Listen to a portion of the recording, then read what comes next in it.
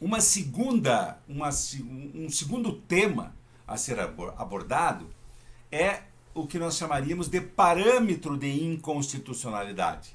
O que é o parâmetro de inconstitucionalidade no controle concentrado? Significa o quê? Qual é o documento normativo que eu vou tomar como referência para estabelecer, para discutir, para avaliar se uma determinada lei é constitucional ou inconstitucional. Eu tenho que fazer uma espécie de um método comparativo. Eu tenho que comparar uma determinada lei que eu entenda que seja inconstitucional, eu tenho que comparar com algum documento normativo, com algum diploma normativo, para saber se ela é constitucional ou não. Que documento é esse? Esse documento de referência. Esse documento que eu tenho que projetar uma determinada lei para saber se ela está de acordo. É aquele filtro que nós falamos nos vídeos passados, né? A Constituição é o filtro. A Constituição é um filtro pelo qual devem passar todas as leis, todos os atos normativos, todos os atos não normativos dos poderes públicos. Então, o grande parâmetro de inconstitucionalidade que nós temos no direito brasileiro e que nós temos no controle concentrado é a Constituição Federal.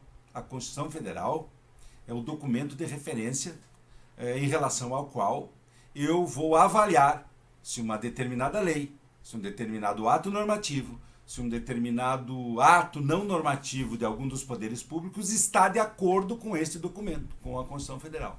Então, o grande parâmetro de inconstitucionalidade, para ver se algo é inconstitucional ou é constitucional, é a Constituição Federal. E quando eu invoco a inconstitucionalidade de uma lei perante a Constituição Federal, todas essas ações devem ser propostas perante o Supremo Tribunal Federal. Mas também há um outro parâmetro de inconstitucionalidade. Como nós vimos, existe a possibilidade de se arguir a inconstitucionalidade de leis estaduais dos Estados membros da Federação ou de leis municipais perante a Constituição Estadual. Então, a Constituição Estadual, nessa segunda hipótese, também é um parâmetro, também é um referente, também é uma referência de inconstitucionalidade. Eu vou comparar uma determinada lei estadual produzida pela Assembleia Legislativa de um determinado estado com a Constituição desse estado para saber se aquela lei é constitucional ou inconstitucional. Da mesma forma, com relação às leis municipais, leis produzidas pelas câmaras de vereadores, eu posso comparar, posso projetar, posso tentar fazer com que elas passem pelo filtro da Constituição Estadual para ver se elas passando são constitucionais ou não passando são inconstitucionais. Então, as constituições estaduais também funcionam como parâmetros de inconstitucionalidade. Um segundo resuminho. Parâmetros de inconstitucionalidade. Constituição Federal, quando for tomada como parâmetro de inconstitucionalidade, eu devo questionar a inconstitucionalidade perante o Supremo Tribunal Federal.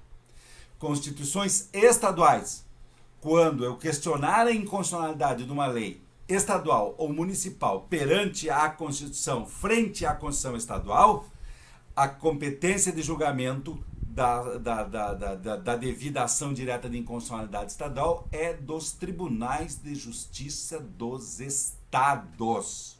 Tá? Então, segundo resuminho. Mais duas pequenas questões sobre esse tema do parâmetro de inconstitucionalidade.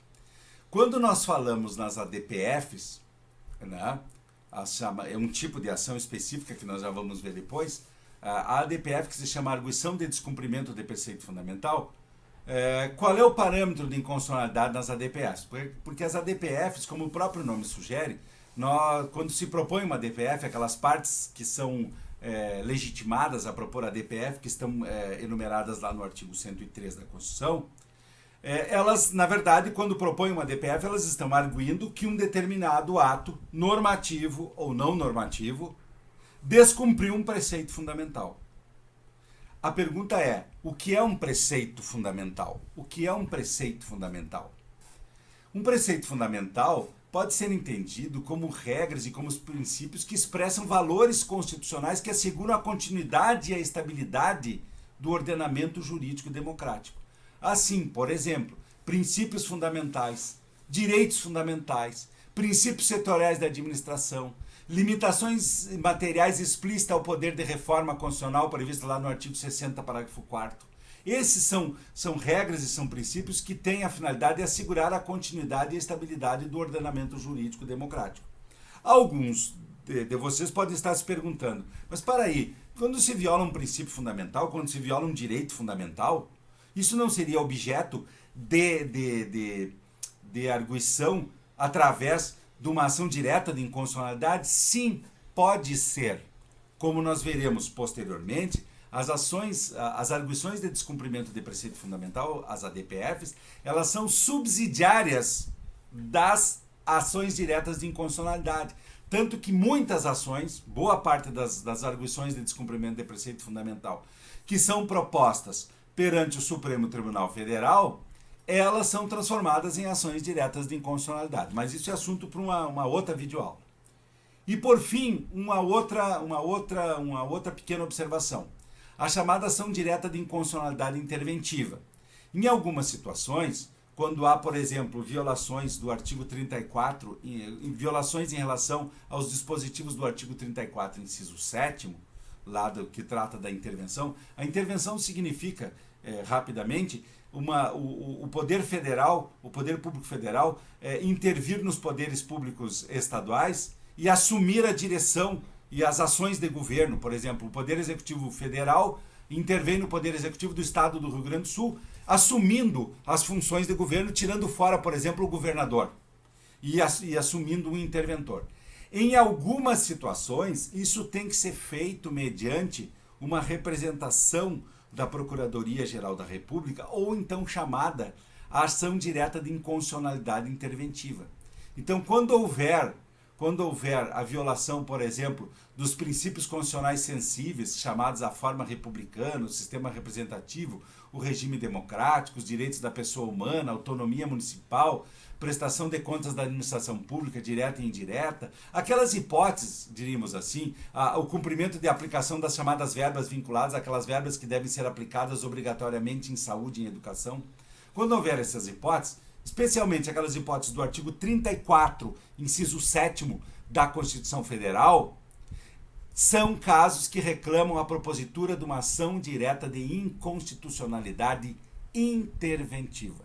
Então, nessa pequena videoaula, eu quero deixar fixado com vocês, primeiro, as competências para julgamento, STF e Tribunais de Justiça dos Estados nas ações diretas de inconstitucionalidade estadual, e esses parâmetros de inconstitucionalidade que eu coloquei para vocês. A Constituição Federal, as constituições estaduais, quando o controle for nos estados, de leis estaduais e leis municipais perante a Constituição estadual, e as duas exceções da definição do que é preceito fundamental para se estabelecer o parâmetro de inconstitucionalidade nas ADPFs e aquelas hipóteses lá do artigo 34, inciso 7º, para a propositura da ação direta de inconstitucionalidade interventiva. Aí foi, então, mais uma videoaula, mais um relâmpago de direito constitucional do professor André Copete, e daqui a pouco haverá mais um relâmpago sobre essa matéria. Um abraço a todos vocês, um beijo no coração.